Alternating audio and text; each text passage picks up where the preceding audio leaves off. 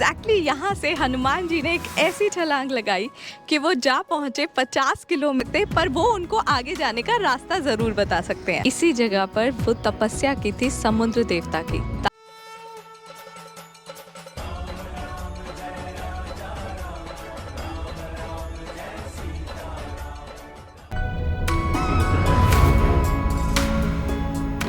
अब हम अपने आखिरी पड़ाव, इंडिया के आखिरी पड़ाव पर पहुंच गए हैं, जो कि है रामेश्वरम। अभी हमें 13 मिनट्स और लगेंगे एग्जैक्ट जिस जगह पे हम जा रहे हैं वहाँ पहुँचने के लिए। And we are super excited. Harsh की स्माइल, मुझे पता है हर्ष कंफर्म्ड रोएगा, आंसू आ जाएंगे। अच्छा, उसे रोना नहीं कहते, उसे कहते हैं वो गंगा। हाँ सच में, भक्ति की गंगा कुछ कहते हैं उसे। हाँ, तो जो 4 टुकड़ी माता सीता की खोज में किष्किंधा से निकली थी, उनमें से एक टुकड़ी में थे हनुमान जी और जाम्बवत जी। वो चलते चलते आ पहुंचे दक्षिण में रामेश्वरम, और वहां से उन्हें लगा कि इस समुद्र के पार कहाँ ही कोई जाता होगा, और वो वहीं आसपास माता सीता को खोजना शुरू कर देते हैं। ढूंढते ढूंढते हनुमान जी को माता सीता तो नहीं मिली, पर उन्हें संपाति मिले। संपाति एक गरुड़ पक्षी थे और जटायु जी के भाई भी। कहते हैं ये बचपन में दोनों ही बहुत शक्तिशाली थे, और इन्होंने आपस में एक बार ये कंपटीशन किया कि चलो सूरज के कौन सबसे पास और सबसे जल्दी जाएगा, चल के देखते हैं। कहते हैं जैसे ही संपाति जी सूरज के बहुत ज्यादा पास पहुंचे, उनके दोनों पंख जल गए और वो घायल होकर जमीन पे गिर पड़े, और उसके बाद वो कभी उड़ नहीं पाए। इसी कारण से जटायु जी नासिक क्षेत्र में और संपाति जी यहाँ रामेश्वरम के क्षेत्र में बस गए। जब हनुमान जी को पता चला कि संपाति जी जटायु जी के भाई थे, तब उन्होंने जटायु जी की मृत्यु के बारे में बताया कि कैसे वो माता सीता को बचाने के लिए लड़ते लड़ते वीर गति को प्राप्त हुए। तब संपाति जी ने हनुमान जी को बताया कि उन्होंने एक दिन रावण को किसी स्त्री को ले जाते हुए देखा था उनके पुष्पक विमान में, और ये सुनकर हनुमान जी को यकीन हो गया कि वे माता सीता ही थी। संपाति जी एक गरुड़ पक्षी थे और उनकी आंखें बहुत ही ज्यादा तेज थी, तो उन्होंने हनुमान जी को लंका के बारे में बताया, और ये भी बताया कि वो लंका तक देख सकते हैं, और सीता माता भी रावण जी के साथ वहीं थी। अब ये जानकर हनुमान जी को थोड़ी तो तसल्ली हुई कि आखिरकार उनके पास कोई तो सुराग है माता सीता को लेकर। तो अब समय था माता सीता तक पहुंचने का, पर सामने था इतना बड़ा समुद्र, आखिर कोई भी इस समुद्र के पार कैसे जाएगा। और उस वक्त जाम्बवत जी को लगा कि ये सही समय है हनुमान जी को उनकी शक्ति याद दिलाने का। जैसा कि हमने आपको बताया था कि हनुमान जी बचपन में श्राप के कारण अपनी सारी शक्तियाँ भूल गए थे, पर अब सही वक्त था उनको याद दिलाने का, क्योंकि वही ये समुद्र लांघ कर सीता माता की कुछ खबर ला सकते थे। अब जाम्बवत जी आखिर थे कौन? जाम्बवत जी भालुओं के राजा थे और सुग्रीव की सेना का हिस्सा भी। कहते हैं जाम्बवत जी बहुत बलशाली लोगों में से एक थे, और वो कुछ ही चुनिंदा लोगों में से एक थे जिन्होंने भगवान राम और कृष्ण दोनों को देखा था। अब जाम्बवत जी ने नल और नील के साथ मिलकर हनुमान जी को उनकी शक्तियों के बारे में बताया, और जैसे ही हनुमान जी को उनके बल और शक्ति की ज्ञात हुई, उन्होंने एक ऐसी छलांग लगाई जो यहाँ से उन्हें सीधा ले गई श्रीलंका। अभी हम एक ऐसी जगह पर हैं, एग्जैक्टली यहाँ से हनुमान जी ने एक ऐसी छलांग लगाई कि वो जा पहुँचे 50 किलोमीटर दूर श्रीलंका के तलाई मनार में। इस जगह को राम झरोका टेम्पल के नाम से जानते हैं। कहते हैं कि ये पूरे रामेश्वरम का सबसे ऊंचा हिस्सा है, इसलिए ये एकदम सही जगह थी हनुमान जी के छलांग लगाने के लिए। समुद्र पर उड़ते हुए और बहुत सारी अड़चनों को पार करने के बाद हनुमान जी आखिरकार माता सीता से मिले, और वहाँ उन्हें सब कुछ बताया, और उनकी खबर लेकर वापस लौटे किष्किंधा, जहाँ श्री राम से मिलकर उन्होंने माता सीता की सारी खबर उन्हें थी। पर अब राम जी के पास कोई सुराग था माता सीता के लिए, और अब वो बढ़े आगे ताकि वो माता सीता को घर वापस ला सकें।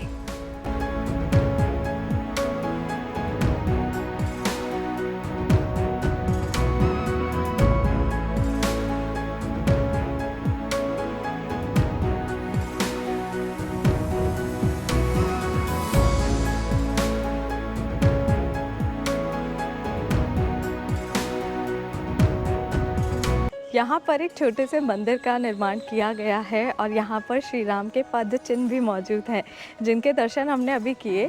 और वहाँ पे कैमरा और फोटोज़ लेना मना था, तो हमने कैमरा बाहर ही छोड़ दिया। यहाँ से जो रामेश्वरम टेम्पल है वो भी एकदम क्लियर दिखाई दे रहा है हम लोगों को। कैमरे में उतना नहीं आ रहा है, but let me give this a try. तो ये जो है, सॉरी दिस वन, ये है रामेश्वर स्वामी टेम्पल।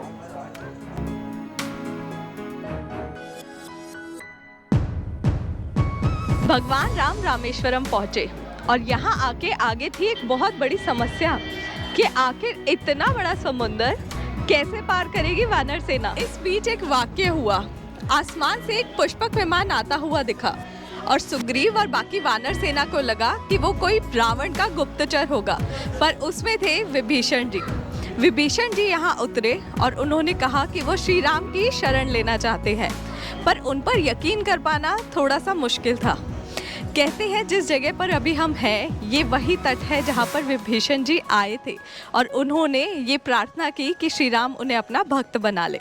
सबने भगवान राम को बहुत समझाया कि उन्हें विभीषण पर यकीन नहीं करना चाहिए, पर भगवान राम ने कहा कि अगर अपने मन से रावण भी उनकी शरण मांगने आएगा तो भी वो इनकार नहीं करेंगे। उसके बाद भगवान ने विभीषण को अपनी शरण में लिया और ये वही जगह है जहाँ पे उन्होंने उनका राज तिलक किया। इस जगह को कोटंडा रामर टेम्पल और विभीषण टेम्पल के नाम से जाना जाता है। इस टेम्पल के अंदर मूर्तियां हैं जिसमें भगवान राम, लक्ष्मण, जामवंत, नल और नील, विभीषण जी, ये सभी लोग मौजूद हैं।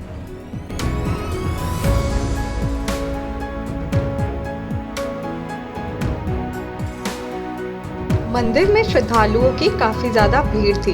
बड़ी मुश्किल से हम अंदर तक पहुँचे। अंदर जाकर हम वीडियो बना ही रहे थे कि हमें पता चला कि अंदर वीडियो बनाना बिल्कुल भी अलाउड नहीं है, इसीलिए अंदर मंदिर परिसर की और मूर्तियों की कोई भी वीडियो नहीं है। अब भगवान राम के पास विभीषण जी का साथ ज़रूर था, पर समस्या अभी भी उतनी ही बड़ी थी कि आखिर इस समुद्र को पार करके लंका तक जाएं कैसे। अब भगवान राम ने निर्णय लिया कि वे समुद्र देवता से प्रार्थना करेंगे कि वो ही उनके लिए एक रास्ता छोड़ दे ताकि वो आराम से अपनी सेना के साथ श्रीलंका जा सके। कहते हैं भगवान राम ने पूरे 3 दिन तक भूखे प्यासे रह के समुद्र देवता को आवाहन किया और उनसे मदद की प्रार्थना की, पर 3 दिन बाद जब समुद्र देव प्रकट नहीं हुए तब भगवान राम ने गुस्से में अपना धनुष उठा लिया और उनका गुस्सा देखकर समुद्र देवता प्रकट हुए और उन्होंने भगवान राम से माफ़ी मांगी कि वो उनके लिए समुद्र में जगह तो नहीं छोड़ सकते, पर वो उनको आगे जाने का रास्ता ज़रूर बता सकते हैं। अभी हम जिस मंदिर में हैं, इस मंदिर को आदि जगन्नाथ टेम्पल के नाम से जाना जाता है। कहते हैं भगवान राम ने इसी मंदिर में, यानी कि इसी जगह पर वो तपस्या की थी समुद्र देवता की, ताकि समुद्र देवता उनको आगे जाने में मदद करे। और कहते हैं भगवान राम लंका जाने से पहले इसी जगह पर विश्राम किया करते थे और पूरे भारत में ये एक लौती ऐसी जगह है जहाँ पर भगवान राम की लेटे हुए मूर्ति है।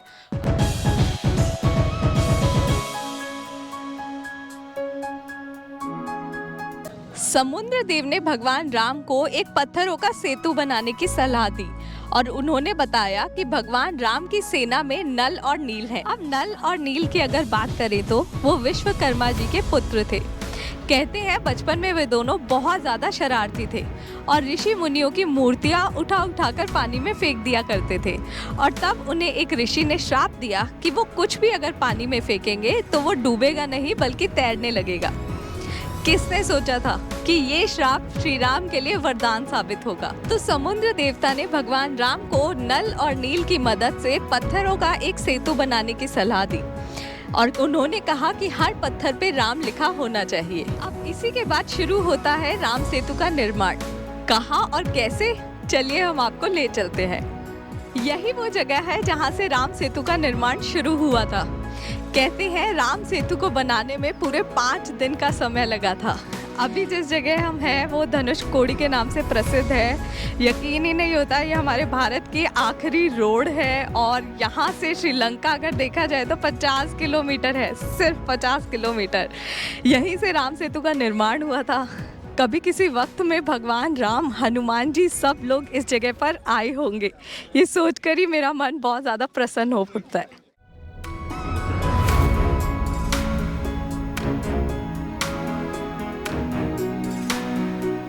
5 बजे के बाद यहाँ पे एंट्री बंद हो जाती है और अभी ऑलमोस्ट 4:55 हो गए हैं, तो इसलिए वो लोग खाली करवा रहे हैं। तो हमारे जाने का टाइम आ गया है। ये जगह इतनी सुंदर है कि यहाँ से जाने का मन तो किसी का भी ना करे, कभी भी ना करे, बट जाना पड़ेगा। रामेश्वरम से राम सेतु पार करके भगवान राम अपनी पूरी सेना के साथ श्रीलंका पहुंचे और वहां पे रावण का वध करके माता सीता को लेकर लौटे। पर फिलहाल हमारी जर्नी ऑफ श्री राम सिर्फ यहीं तक है। 17 दिन, 15 सिटीज और 5000 किलोमीटर चलने के बाद अभी एक छोटा सा कॉमा है। अभी हम आगे श्रीलंका भी जाएंगे और इतिहास के पन्नों से कुछ ऐसे वाक़ये आप तक पहुंचाएंगे जो शायद अभी आप तक नहीं पहुंचे होंगे। इसमें हमें बस चाहिए आपका साथ। जैसे ही हमारे साथ नए लोग जुड़ते हैं, हम अपनी आगे की यात्रा की ओर बढ़ चलेंगे। हमारे लिए ये यात्रा बहुत ही ज़्यादा इमोशनल रही है। फिज़िकली हमें लोग कह रहे थे कि थक नहीं गए, कितना घूम रहे हो, बट हमें आज सच कोई थकावट नहीं महसूस हुई। हमें बस खुशी मिली है, बहुत ज़्यादा खुशी मिली है। उन जगहों तक जा पाना, इतने वक्त से, इतने टाइम से हम बैठ के कॉपियों में, लैपटॉप में लिखे जा रहे थे, यहाँ पे ये हुआ था, वहाँ पे ये हुआ था, और फिर वहाँ जगह पर पहुँच के उस जगह पे जाना, वो एक एक्सपीरियंस था। उन जगहों पे जाना, उन जगहों को महसूस करना अपने आप में ही एक, मेरे पास तो शब्द ही नहीं है। तो अभी रामेश्वरम तक हम इतनी जल्दी पहुंच गए, मुझे तो इसी बात का नहीं यकीन हो रहा कि अच्छा रामेश्वरम पहुंच गए, अब हमें वापस जाना है। या अपने आप में बहुत ही ज़्यादा अलग फीलिंग है। अब तो कुछ बोला नहीं बोला। मिलते हैं आपसे अगली वीडियो पे, देखते हैं वो वीडियो क्या होगी, हम कहाँ पहुँचे होंगे, बट आप हमारे साथ जुड़े रहिएगा। जय श्री राम।